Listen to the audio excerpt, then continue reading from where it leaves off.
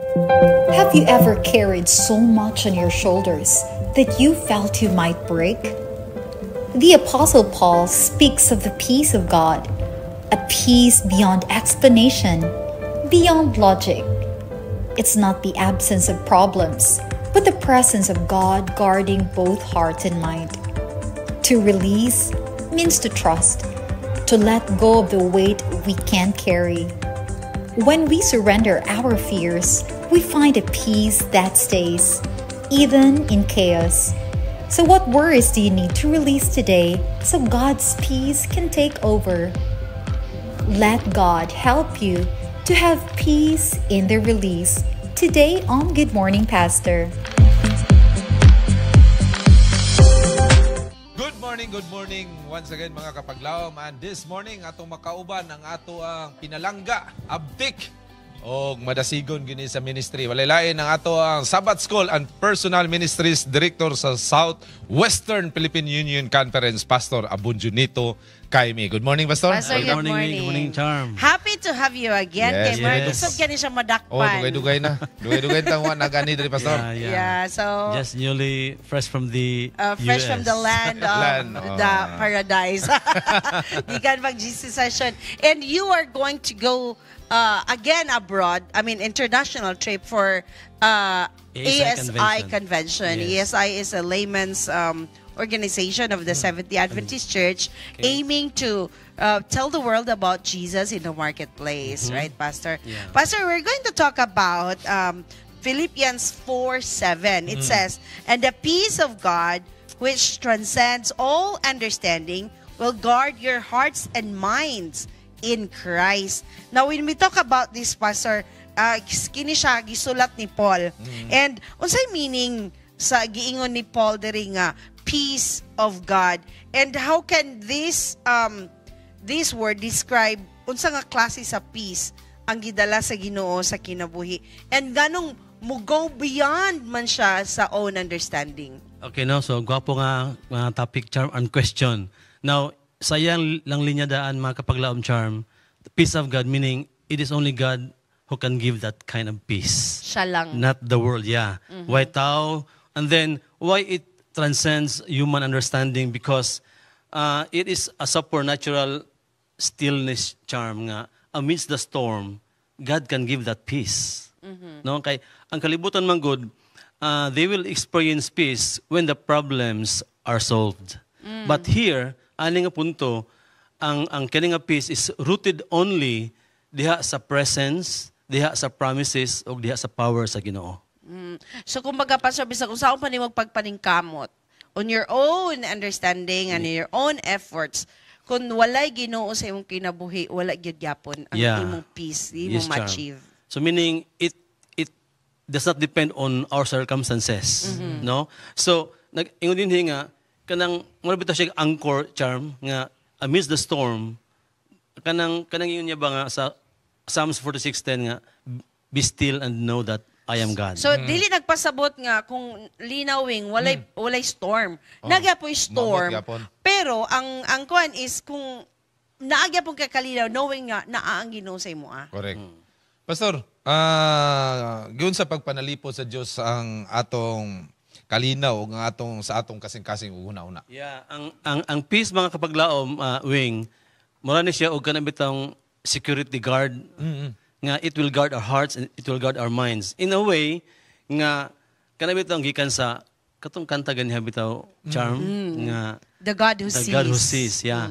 Nga din sa taliwala sa kapait, taliwala sa trials, taliwala sa mga problema, that peace only God can give.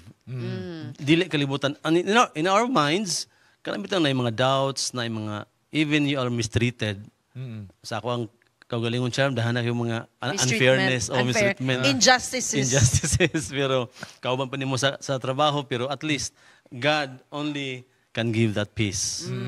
Kung sa ato pawing no na siya murag key, na siya yawi, nakalak ni siya. Ang door ana is ang lock ana is katong power sa Ginoo sa imong kinabuhi. Mo enter ang bitterness, mo enter ang anxiety, Correct. ang imong worry and doubt kung imo na siya i-open to those negativity. Correct. But the power of God, mo ni siya ang makapasil, makaprotect sa tua. Yeah, so the best thing, Charm, is we need to be closer more to Christ. Aron ka na nga guard or ka na nga peace ato ma-experience. Ma-maintain Yes. daily. Pastor, atong gihisgutan ka ganina experiencing peace even in difficult situation. But how? Like, yes, we can always tell the person nga, si Doc Olive ka ganina, she's been giving an advice to have that meditation, to feel, sometimes you have to make yourself detached sa world para mapaminaw ni mo ang inner peace or inner voice sa imong huna-huna. But are there some more tips that you can give being our spiritual advisor this time? Yeah, ato lang hinumduman mga kapaglaom, Charm, nga ang peace is defined, not the world defined it. Yung din Charm is, peace is not the absence of problems, but the presence of God in the problem.